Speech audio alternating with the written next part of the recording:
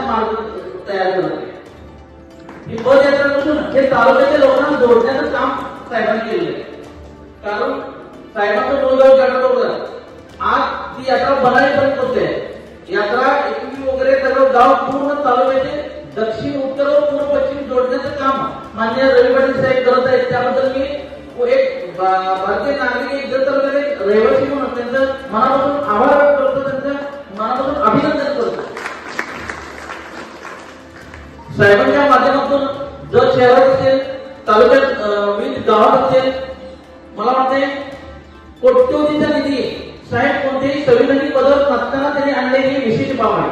कारण आज तालुक्यात आधी माझे आमदार होऊन गेले बरेचसे आता तर पेपरात तुम्ही बघताय जगत लोक इच्छुक आहेत, पण संविधानिक पदावर असणाऱ्या माणसांना काय काय गोष्टी साध्य झाल्या नाहीत ते साहेबांनी भारतीय जनता पार्टीच्या माध्यमातून एक सच्चा डायरेक्ट सच्चा लोकसेवक कसा असतोय हे रवी पाटील साहेबांकडे बघितलं करतोय।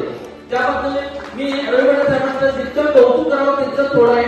कारण एक निष्ठावान कार्यकर्ता, एक निष्ठावान नेता, एक निष्ठावान व्यक्ती कसा असतो याचं मूर्तिमंत उदाहरण म्हणजे चंद्रपूर रवी पाटील साहेब।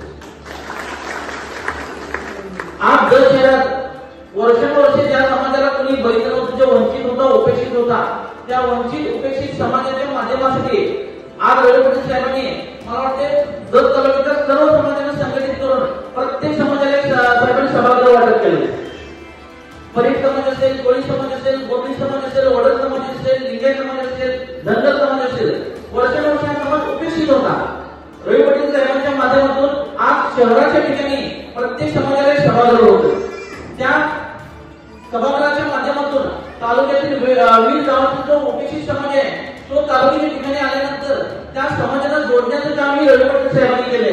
त्यामुळे मी रवी पाटील साहेबांचं मनापासून कौतुक करतो, त्यांचं अभिनंदन करतो की त्यांनी नुसती पदयात्रा सुरू केली नसून एक तालुका जोडण्याचा एक महामार्ग सुरू केलाय। तालुक्यात जसे वेगवेगळे महामार्ग केले तसे रवी पाटील नावाचा एक महामार्ग तालुका जोडायचं काम हे रवी पाटील साहेब करत आहेत। त्याबद्दल त्यांचं हार्दिक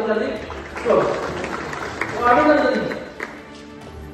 आज बनाईला किती पदयात्रा पोहोचलेली आहे, बनाईच्या बनशंकरी देवीच्या आशीर्वाद तर त्यांना मिळालेच, तालुक्यातील नागरिकांचे मिळाले। आपण यात्रेची शोभायात्रा बघतोय, आपण कशी कॉन्ट्रीब्युशन करून आता या मॉडेलला डोक्याला जोडण्याचं काम होत आहे। तर माझी एक इच्छा आहे की येणारा सुवर्ण काळ आहे तुमच्यासाठी, आई बनशंकरी असेल, तालुक्यातील सर्व माता भगिनी असेल, भगिनींचा व महिलांचा तर विशेष चमकवडा साहेबांना आशीर्वाद मिळणार आहे। कारण आम्ही माहिती अधिकाराच्या माध्यमातून आम्ही वेगवेगळ्या माहिती घेत होते, तेव्हा आम्हाला बऱ्यापैकी माहिती मिळत होते। या अंजनेय संवाद पदयात्रे आमच्या माहिती अधिकार समितीमार्फत मी शुभेच्छा देतो व येणाऱ्या काळात आपली संवाद पदयात्रा अशीच जोडत राहून व तालुक्याच्या विविध प्रश्नांसाठी विविध जे काही समस्या असतील त्या आपल्यातून घडो हीच आई बनशंकरी देवी मी प्रार्थना करतो। धन्यवाद। आमदाराचे दिवस संपलेले, मग एज्युकेटेड आमदार कसा असावा याचं उत्तम उदाहरण म्हणजे भारतीय जनता पार्टी त्यातले एक आता